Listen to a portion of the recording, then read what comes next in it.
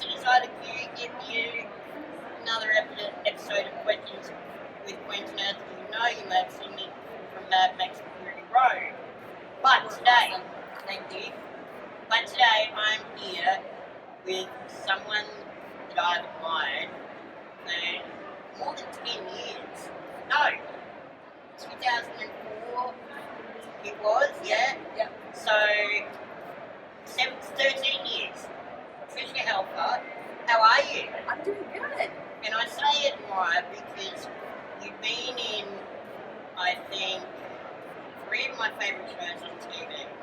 Those are Lucifer, Burn Notice, and Battlestar Galactica.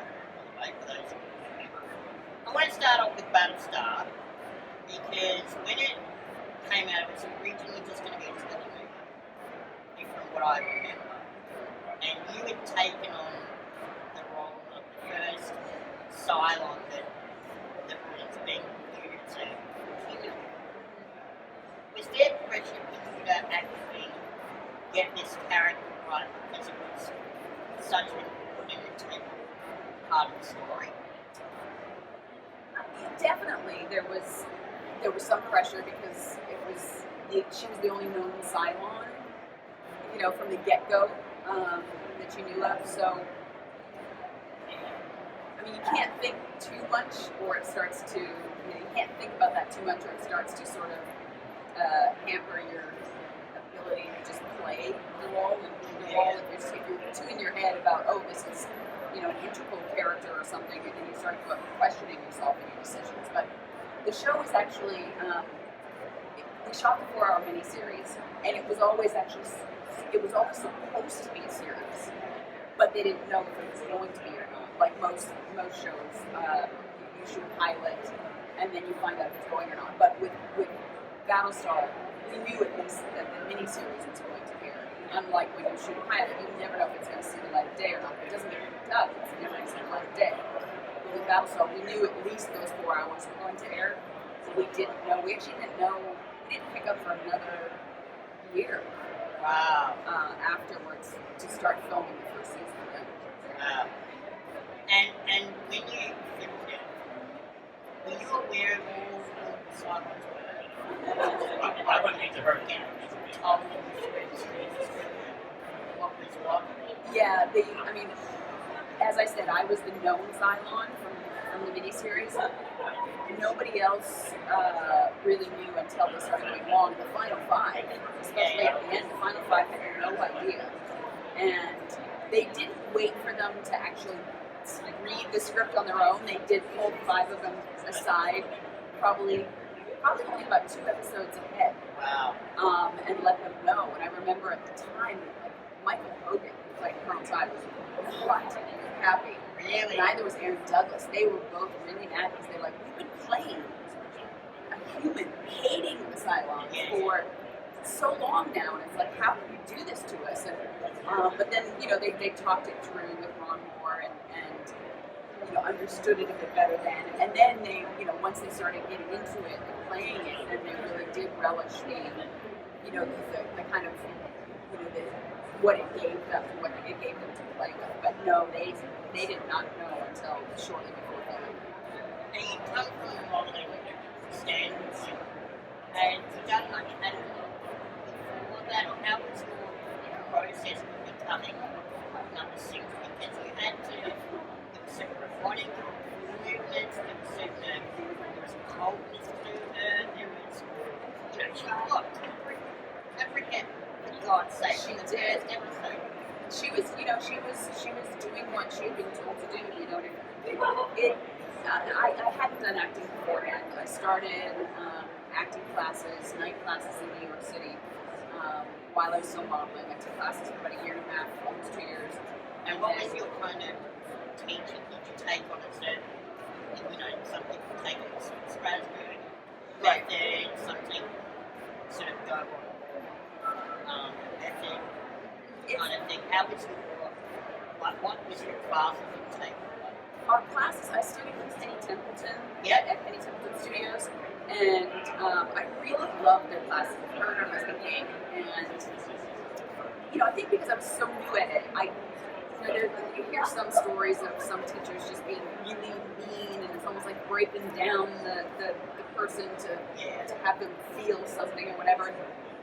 You know, I'm glad I didn't end up in that, because I don't think that would have worked for me. And instead, Penny and Hank, which is very, very supportive, and also, you know, just really nice people, and they had their own technique. They have a technique that they would teach their students, and it's about how they break down the script and that type of thing. So it just, you know, it was, you know, I won't get into detail about how exactly she breaks it down, but by looking at everything and having intention and really, you know, and that's, I think, really important. And for me as well, is breaking down the script as opposed to just saying lines and just trying to, you know, memorize. It's figuring out not only beats in the script, but also character thoughts and where you're coming from in the scene and where you're exiting to in the scene, and just having all those notes done so that they're in the back of your mind when you're filming. And their classes I took, I started with an on-camera class, and it was the way they structured it was a 4-hour class, and they structured it by the first part of the class you would do exercises. And it was, you know, we'd start out with 1 to 10 exercises, 1 being the quietest, most depressed, vulnerable, and 10 being the biggest elation and whatever, and just literally counting 1 to 10 and going from there to there. And then we would do exercises of, and then we do a full sequence of things like something that happened to you that week, and you have to like become an animal or relate a story of something that happened to you, but through a character, and so portray somebody that you saw on the street or something like that. And then the second half of the class was scene study, and so you would have a scene that you would then have worked on throughout the week, and then you would perform it for the class, basically as sort of an audition, and get critiqued and that sort of thing. I am being wrapped up, and I have one question. Right, you're now in Lucifer. You're playing the devil's brother. Yes. How have you been finding that? Because she's pretty brutal herself, yet vulnerable at the same time. Yeah, I wanted to make sure, like when I was offered the role, I wanted to make sure that it wasn't just going to be this, you know, mustache twirling evil character, and that she was layered, and they kept up their promise of that, sure, because she is, you know, at the end of the day, she is a mother that loves her children, and she feels like she was wronged by her ex-husband. So there's a lot of, you know, as with most divorces, there's a lot of hurt feelings and tough feelings, and she wants to get back her ex. So, you know, I think the audience looking at it, looking from a human perspective, may be annoyed at her and think she's manipulative and calculating, because she doesn't care about humans. But if you look at it from her perspective, she wants to get back to heaven.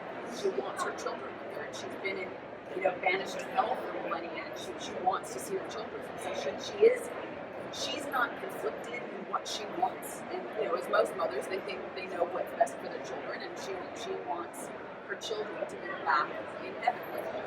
And so she will do what she has to do to try and accomplish that. And so, you know, for me, it was just trying to find the right tone of the show, because there's a lot of humor in it, and there's also a lot of dramatic, finding that balance. But also just trying to layer her more but also have fun, have a sense of fun, because of that comedic side of the show, is to have fun with it, but also layer it with, you know, the integrity and what most mothers, you know, you have to kind of take out the celestial aspect when you're playing it. The celestial aspect kind of comes in more in the comedic moments, and then the more dramatic moments is really just cut down to family drama and love for her sons, and doing what she thinks is right.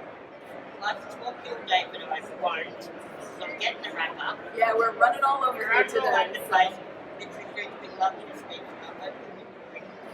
Our little taste of Australia. Yes, I have. Is there anything that you want to plug? Is there anything I want to plug? In terms of work, just Lucifer. We've got the last 5 episodes of season 2, airing in May. So there's 5 Mondays in May, I think. And you're back for season 3. Yeah, we got picked up for season 3, so we started the show's moving to LA. There you go, folks. Yes. Moving to an, I think it's filming in LA. No, we actually filmed in Vancouver. So they're moving the show to Los Angeles. So I think it's not that Vancouver's not great, it's amazing, but I think since seeing the show is set in LA, I think it's only going to benefit the show because they actually able to use it, and the exterior is a lot more than we do filming it. Wonderful.